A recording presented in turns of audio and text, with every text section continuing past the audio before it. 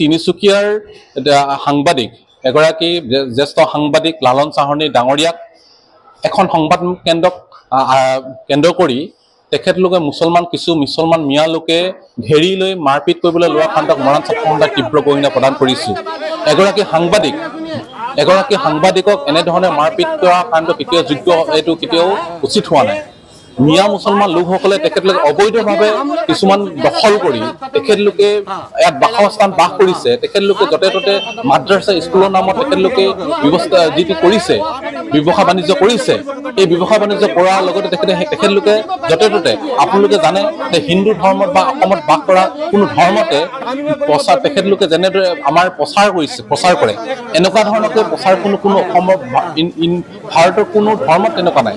তেনেকুৱা ধৰণে প্ৰচাৰ কৰি তেখেতলোকে আমাৰ এই সাংবাদিকসকলক তেখেতলোকে আগ্ৰাসন কৰি সাংবাদিকসকলক মাৰপিট কৰিছে আৰু প্ৰেছ মিট তেখেতলোকে দিছে। প্ৰেছ মিটত প্ৰশ্ন সোধাটো প্ৰত্যেক সাংবাদিকৰ দায়িত্বৰ কৰ্তব্য কৰিবলৈ যাওঁতে এগৰাকী সাংবাদিকক মাৰপিট কৰিবলৈ লোৱা কাণ্ডক আমি কেতিয়াও মানি ল'ব নোৱাৰোঁ। ইয়াৰ প্ৰত্যুত্তৰ মৰাণ ছাত্ৰ সন্থাই দিব আৰু অসমৰ দল সংগঠন তিনিচুকীয়া দল সংগঠনে একত্ৰিতভাৱে ইয়াৰ প্ৰত্যুত্তৰ দিবলৈ ইতিমধ্যে ঐক্যবদ্ধ হৈছে। অতি কম দিনৰ ভিতৰতে ইয়াৰ প্ৰত্যুত্তৰ আপোনালোকৰ সংবাদ মাধ্যমৰ যোগেদি জনাই দিয়া হ'ব। প্ৰথমে মই কওঁ, মই প্ৰথমক আই মাতৃক সেৱা কৰি প্ৰথমে কৈছোঁ জয় আই অসম।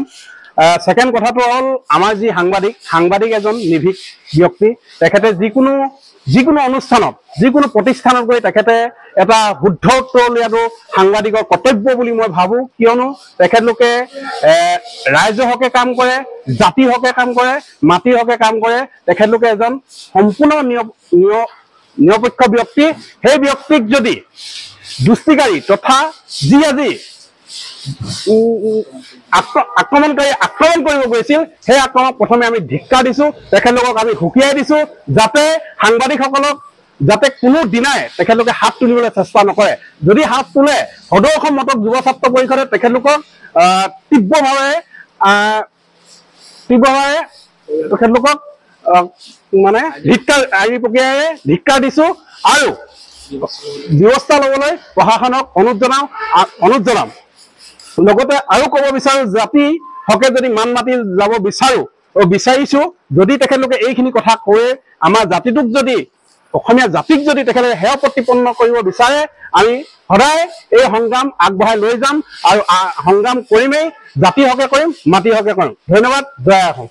এই মাজতে